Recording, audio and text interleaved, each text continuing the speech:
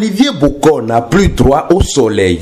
Il est enfermé 24 heures sur 24. Maître Paul Kato Atita alerte sur les conditions désormais très difficiles de détention de son client Olivier Boko. Depuis une semaine, l'homme d'affaires accusé vouloir renverser le pouvoir de Patrice Talon vit dans des conditions plus atroces dans l'isolement total, d'après son avocat, Maître Paul Kato Atita. Si j'accorde de primauté aux conditions de détention, c'est parce que j'estime, et vous le savez bien, pour être jugé, il faut être vivant. Et pour être vivant, il faut être bien détenu. Les conditions de détention de M. Boko Olivier deviennent de plus en plus atroces, pour ne pas dire inquiétantes. Ce qui ne va pas aujourd'hui, c'est que M. Boko est enfermé dans sa cellule 24 heures sur 24. Il ne voit pas le soleil, il ne peut pas faire la distinction entre le jour et la nuit. Alors qu'avant, il avait droit à 1 heure par jour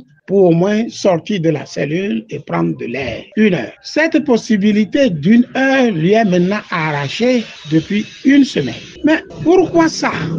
Nous ne le savons pas. Rien ne lui a été notifié. Rien n'a été notifié à ses avocats. Autre élément perturbateur de la psychologie de Olivier Boko en ce moment, des brouilleurs sont installés dans sa cellule.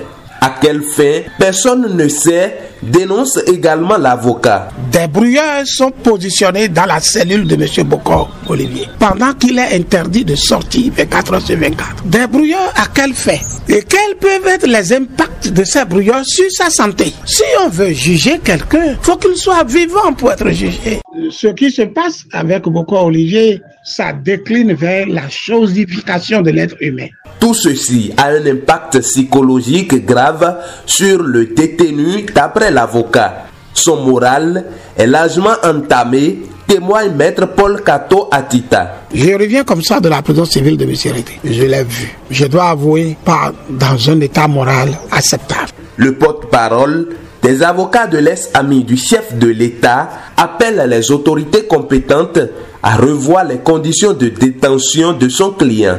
Maître Paul Kato Atita. Je voudrais que les autorités fassent quelque chose pour améliorer ces conditions de détention. Même le plus grand criminel a droit à la dignité lorsqu'il est incarcéré. Ce qui se passe avec Boko Olivier, ça décline vers la chosification de l'être humain. Il faut que l'on arrête ça. Lorsque j'ai eu la lettre le week-end dernier, j'ai écrit au parquet spécial pour poser mon problème. Je me suis permis de demander au procureur spécial si les instructions venaient de lui. Si oui, je le suppliais de bien vouloir les rapporter. Si ça ne venait pas de lui et que ça venait de quelqu'un d'autre, de ses supérieurs, qu'il veille à accepter de plaider la cause de Boko Olivier pour que ces conditions de détention soient revues à la normale. Pour rappel, Olivier Boko et ses co-accusés sont poursuivis le 1er octobre 2024 et placés en détention provisoire pour complot contre la sûreté de l'État après leur interpellation le 24 septembre 2024.